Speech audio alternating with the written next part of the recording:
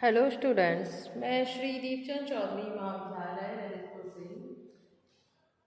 आज हम major steps जानेंगे किस तरीके से एक सोशल रिसर्च की जाती है, क्योंकि सोशल रिसर्च के कुछ स्टेप्स होते हैं, उनको फॉलो करने के बाद ही कोई रिसर्च जो है वो की जा सकती है।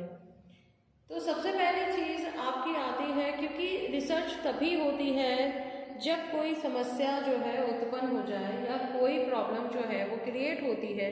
तो चूंकि सोशल है तो सामाजिक स्तर पर देखा जाता है कि बहुत सी ऐसी प्रॉब्लम्स है जो क्रिएट होती हैं, तो उनके सॉल्यूशन निकालने के लिए जो है रिसर्चेस की जाती हैं। तो जिसमें सबसे पहला जो हमारा स्टेप होता है वो होता है सिलेक्शन ऑफ प्रॉब्लम। मीन आप सबसे पहले समस्या का चयन कीजिए, जिस समस्या का समाधान आप निकालना चाहते हैं या आप निकाल सकते हैं। तो उसके लिए जो है सबसे पहला जो स्टेप होता है वो होता है हमारा selection of problem. And then second जो आपका टॉपिक आता है, ये दूसरा जो स्टेप है आपका वो होता है आपका रिव्यूज ऑफ लिटरेचर। क्योंकि कोई भी प्रॉब्लम जो है वो एकदम से नहीं होती है, और बहुत सी ऐसी प्रॉब्लम है जो पहले जो है पूर्व में जो है हो चुकी हैं। तो कुछ ऐसे रिसर्चर होते हैं जिन लोगों ने उस पर रिसर्च करी हुई होती है। तो इसके लिए क्या होता है कि उन लोगों की रिव्यूज़ लेने होते हैं, और रिव्यूज़ को लिखने का एक मेथड होता है, एक तरीका होता है। तो उसको इसके लिए जिन लोगों ने पहले रिसर्चेस की हुई हैं, उन रिसर्चर के आपको जर्नल पेपर्स या फिर उनकी थीसिस से जो है आप उनके पॉइंट व्यू के अकॉर्डिंग आप सबसे पहले उन्होंने फाइंडिंग में और कंक्लूजन में क्या निकाला है, उसमें से जो है आप रिव्यूज़ तैयार करते हैं, और उन रिव्यूज़ के साथ साथ आपको उसका रेफरेंसेस जो है वो लास्ट में देना होता है। तो इस तरीके से आपका जो सेकंड टॉपिक होता है वो होता है आपका रिव्यूज़ ऑफ लिटरेचर। एंड इसके बाद आपका आता है ऑब्जेक्टिव्स, क्योंकि जब कोई समस्या होती है तो उसके साथ साथ कुछ हम ऑब्जेक्टिव्स लेते हैं, और उन ऑब्जेक्टिव्स पर ही जो है आप पूरी रिसर्च करते हैं, फाइंडिंग तैयार करते हैं। जब वो ऑब्जेक्टिव आपके होंगे तभी आप कोई रिसर्च जो है उस तरीके से आप कर सकते हैं और उसका कोई भी प्रॉब्लम का सॉल्यूशन निकाल सकते हैं। एंड देन आप इसके बाद जो आपका फोर्थ टॉपिक आता है वो होता है हाइपोथेसिस या परिकल्पना। तो आप एक डिज़ाइन या कह सकते हो माइंड स्टेटस पर या फिर किसी भी तरीके से आप एक हाइपोथेसिस तैयार करते हैं, पूर्व कल्पना करते हैं कि किस तरीके से इस समस्या का जो है समाधान निकाला जाता है, और लास्ट में आप जो है इसका जो है वो भी देखते हैं कि कितनी मेरी जो परिकल्पना है कितनी ज़्यादा इस पर जो है फैक्ट करी है, किस तरीके से उस पर काम किया गया है।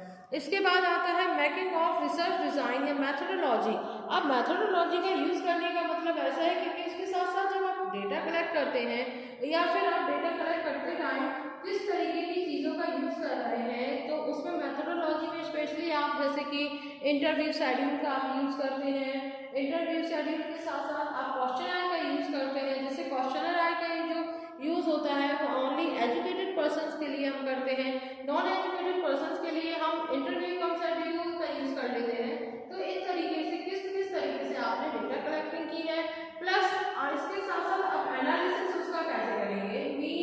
आप मीन लगाते हैं, मोड लगाते हैं, मीडियन लगाते हैं, स्टैंडर्ड डिविएशन होता है, कोफिशिएंट कोरिलेशन होता है, रैंक होता है, परसेंटेज होता है। तो ये कुछ ऐसे हमारे स्टैटिकल एनालिटिकल टूल्स होते हैं जिनका यूज आप रिसर्च में करते हो, डेटा कलेक्टिंग में करते हो, प्लस इसके साथ साथ जब आप उसका निकालते हो, एनालिसिस करते हो, तो उस टाइम में इन टूल्स या स्टैटिकल टूल्स की आपको ज़रूरत पड़ती है, और आप इनका यूज़ करने के लिए जो है मेथोडोलॉजी का यूज़ किया जाता है। इसके बाद से सैम्पलिंग प्रोसीजर, सैम्पलिंग प्रोसीजर आप किस तरीके से वो सैंपल निकाल रहे हैं। सैंपल निकालने का मतलब होता है कि आप एक होता है इसमें सैंपल, एक होता है सैम्पलिंग। सैंपल में नमूना, सैम्पलिंग मतलब उस नमूने को कैसे निकाला। फॉर एग्जाम्पल आपके पास मान के चलिए एक आप जैसे अनाज लेने जाते हैं, तो आप क्या करते हैं 100 kg का आपका या 1 क्विंटल का आपके पास एक गेहूं का बोरा होता है। तो क्या करते हैं आप पूरा गेहूं का बोरा तो नहीं पलटेंगे, आप क्या करते हैं उसमें हाथ डाल करके थोड़ा सा गेहूं देखते हैं, फिर उसमें देखते हैं कि कितना उसमें कचरा है, कितना उसमें मिट्टी है, क्या वो कितना साफ है, किस किस्म का वो जो गेहूं है, ये सारी चीजें आप देखते हैं।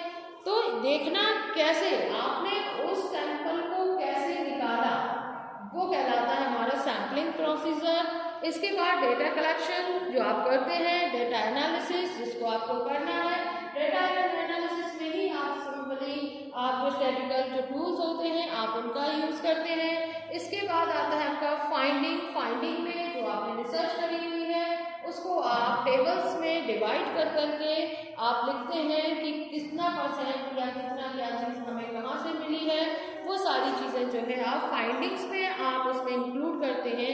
इसके बाद फाइंडिंग के बाद बात आती है कंक्लूजन की कि क्या निष्कर्ष आपका निकला है, उस समस्या का समाधान किस तरीके से करेंगे, तो वो आप सजेशन में देंगे कि इस तरीके का अगर हम यूज़ करते हैं उस समस्या के समाधान के लिए किन किन तथ्यों को हम इंक्लूड कर सकते हैं, तो ये आप सजेशन भी जो है लास्ट में देते हैं। इसके बाद जो लास्ट आपका टॉपिक आता है वो होता है रिपोर्ट राइटिंग का। तो इसमें आप जो है पूरे तरीके जितने भी डिफरेंसेस हैं आप उनको इंक्लूड करते हैं कि कहाँ से आपने क्या लिया है, वो सारी चीज़ें जो है आप इसमें डाल सकते हैं। तो ये कुछ मेजर स्टेप्स होते हैं आपके सोशल रिसर्च के, जिसमें आपका selection of problem, second review of literature, third आपका objectives, fourth hypothesis, five making of research design in the methodology and sampling procedure is the 6 point and 7 point data collection and data analysis भी आपका जो है इसमें आता है। इसके बाद आपका फाइंडिंग्स एंड 10 में हमने दोनों को इंक्लूड कर दिया, कंक्लूजन को भी और सजेशन को भी। इसके बाद 11वां जो आपका लास्ट है वो होता है रिपोर्ट राइटिंग। इस तरीके से आपके ये कुछ मेजर स्टेप्स हो जाते हैं सोशल रिसर्च के। एंड देन मैं आपको नेक्स्ट वीडियो में और भी चीज़ें हैं जो वो डिटेल में बताऊंगी। Thank you.